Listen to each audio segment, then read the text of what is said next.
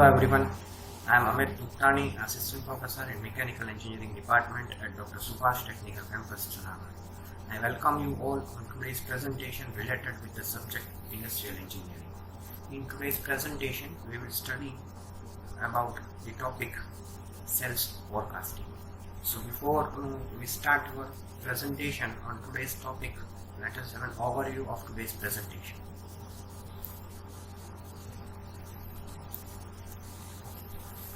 The first topic that we will study, that is introduction to forecasting.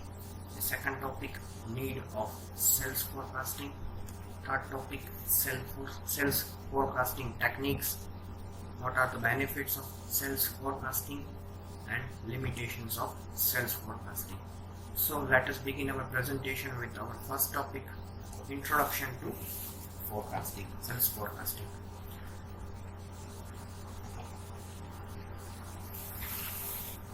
So it's a tool which plays a very much important role for future planning. Forecasting is a tool which plays a very crucial role for future plans. It is used for predictions for the sales of product. It's an essential tool for the organization if they want to plan for the input, or if any organization have to invest something in their inputs such as man, machines, materials, then this tool forecasting helps for better planning and for better managing of those input parameters. It is used for business planning, marketing and decision making. So forecasting is a very essential tool for any organization if they are about to start the production of their particular product. So before the production, they will require planning in terms of machines, in terms of materials, in terms of manpower. So this tool helps to predict or to estimate. That may be by using the past data or historical data. So this is all about sales forecasting. The second topic is what is the need for sales forecasting. So the first point is why it is essential. So it helps you to determine the volume of production and production rate based on the demand. For example, taking the past data of previous year, for example 2009, we are supposed to start the production for 2010, then based on that past data of 2009, during that particular year this X products demand was this much. So the organization will have a clear idea how much to produce, what are the investments they will have to make in terms of materials, in terms of equipments, tools for the production. So it is an essential tool for organization that will help in planning. So it determines the volume of production and production rate. So if the demand is much more, then accordingly those input parameters have to be procured, like machines, manpower, tools, equipments, etc. Second, it helps in decision making with respect to investment in plant machineries and market planning programs. It helps to also prepare material planning. If the material required is on the verge of completion, then when to replenish that material again. So that is also decided with the help of when to have a right material at right time. That can also be planned using forecasting. There should not be any shortages of materials. So it helps you to replenish the materials at right time and at right quantity. Next topic is sales forecasting techniques. So there are many techniques it may be categorized into two main types. First one is qualitative. In this type of techniques, forecasting is done based on the expert's judgment rather than numerical analysis. So here expert's judgment based on its experience, they are forecasting. So in this method, mostly the judgment is taken on the basis of expert's experience rather than numerical analysis, means mathematical calculations and that all. So in the category of qualitative techniques, we are having a first technique, that is executive opinion technique. We will study second, that is Delphi method. Third will be Salesforce composite method. Fourth is survey of buyer's intention method. Then second main type is quantitative. It is a statistical technique which uses numerical values. It uses some mathematical techniques, mathematical tools for the prediction of, which is used for the forecasting. Quantitative techniques utilizes numerical approach. It uses some mathematical models or tools to forecast about the sales. In that there are two methods, time series analysis and market test method. Now we will see one by one each and every method in the upcoming slides. So first of all, let us begin with the qualitative technique, and the first method that we will study in it, that is executive opinion method. As the name itself suggests, executive of the company, they are taking the views of executives of the company for forecasting. So the first point is, it is most widely used. It combines average use of several executives and then they do the forecast. It leads to quicker decision or faster results without any manipulation and statistical techniques. It doesn't require any statistic analysis or deep interrogation in this. It is purely based on opinions of executives of company, and they are averaging it and they are coming to the conclusion to take the final decision related to the sales, and it gives quicker results. Then it is less expensive than other. It gives you faster results because the executive will give you the review about that product in the market, and you can easily make modification if there is any requirement. The second method that we will study, that is Delphi method. In this method, there are panel of experts in which sequence of questionnaires is given, in which response to one questionnaire will lead to next questionnaire, and based on that questionnaire they are coming to the conclusion. And in this method, if some experts don't have that knowledge or any information regarding to that product, then some experts who are having those knowledge, they are passing this knowledge to those experts who are not having, and finally a final decision comes. This method solicits and collates opinion from experts to arrival at reliable consequence effect. Means it tries to collect, it tries to manage, it tries to collect information, and finally there tries to come to a general agreement. It tries to collect information, it tries to take information from others, then it finally combines all those opinions and comes to one general agreement. So experts comes to general agreement by talking with other experts also. It eliminates the bandwagon effect of majority opinions. This technique eliminates the bandwagon effect of majority opinions.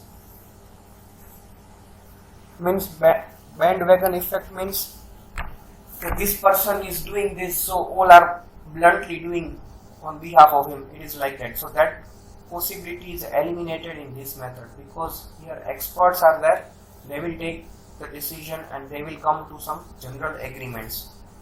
It is not like that if this person, or the trend is that this person is doing this thing, so one should do without taking any prior information or anything. But it's a trend, so one should do this. So this is not allowed, or it is completely eliminated. That is called bandwagon effect. It has very good accuracy for short and long term forecast. Delphi method. Next, third method in qualitative is Salesforce composite method. It is also known as grassroots approach. Here in this method, individual salesperson forecast sales for his territories, means in whichever region they are given some specific region or territories in which they are supposed to survey about the product, and they are submitting it to the district sales managers who will analyze it and send it to the factory sales manager. So in this method, the salesperson allocated to particular territory or particular region will survey and he will report it to the district manager, district sales manager, who will analyze about the data that is given by the salesperson belonging to his territory, and then finally that sales manager will forward it to the factory sales manager, and accordingly the final estimates of sales is then finally that sales manager in consultation with executives of factory will finalize the estimate of sales and they will start the production. So this is about Salesforce composite method. Next, fourth method is market research technique, also known as or also called as market survey method.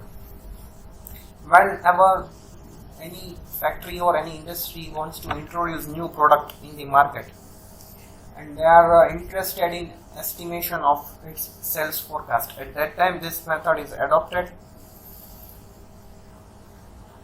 So for trial purpose, they will produce that product in selected area or in small region, and after getting the reaction of the customers, how they are responding or how they are reacting to this product's launching, that all the reactions will be noted, and then based on that response of the particular small region in which that product was produced, that response, based on that response, they will estimate or they will produce that product for the countrywide. They will start the production of that product based on that review, and they will start do the production countrywide based on that response. So that is called market research technique. Next technique, now we had already studied about qualitative methods. Now comes quantitative method. This method utilizes statistical techniques and mathematical tools for the forecasting. In that, first is time series analysis. It is employed when there is appreciable amount of historical data. Means there is loads of historical data that is available. It has four components. First one, trend component, gradual upward or downward movement over time. So trend may change based on the customer's requirement. At some time the demand is suddenly so much, then it will be up, then by sometimes it will be downwards. So at that time then it is cyclical moments. Every product after few years or 2 to 3 years there is cyclical changes. So the demand will be decreasing at that time. It's one type of cycle. Then seasonal components. Seasonal components means for example umbrella. So it's a seasonal component. In the rainy season there will be too much demand of that particular product. Then random variation, that can be randomly due to floods or anything. So there are few techniques which we will study under the category time series analysis are moving average method. The first method that we will study, that is moving average method. So in moving average method,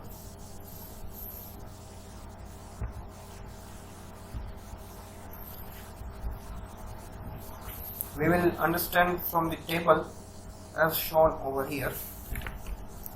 In the table we are having 3 columns. First shows the wick, second shows the cells, and third shows 3 wick SMA. SMA stands for simple moving average. So in this method, the cells results of multiple prior periods are averaged to predict a future period. So in this method, cells is given for wick 10, that is 105. We have to find using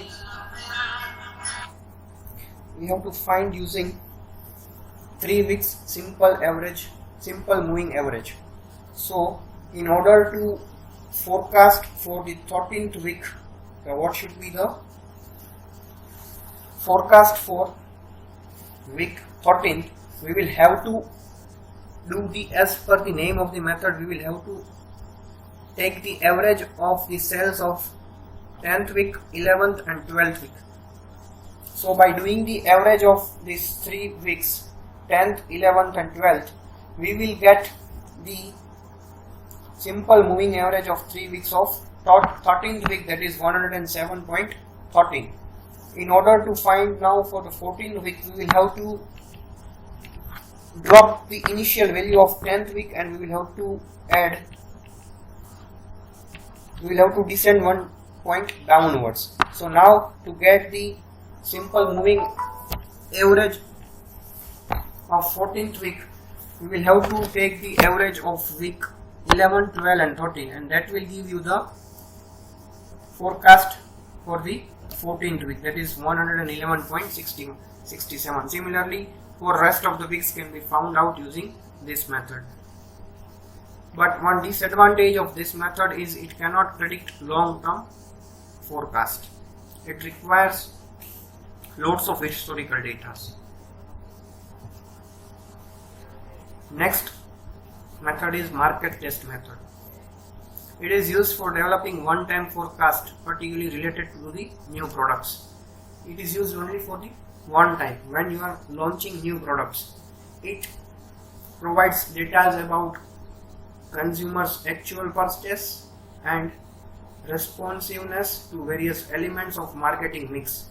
So what are the customers' response to the new product?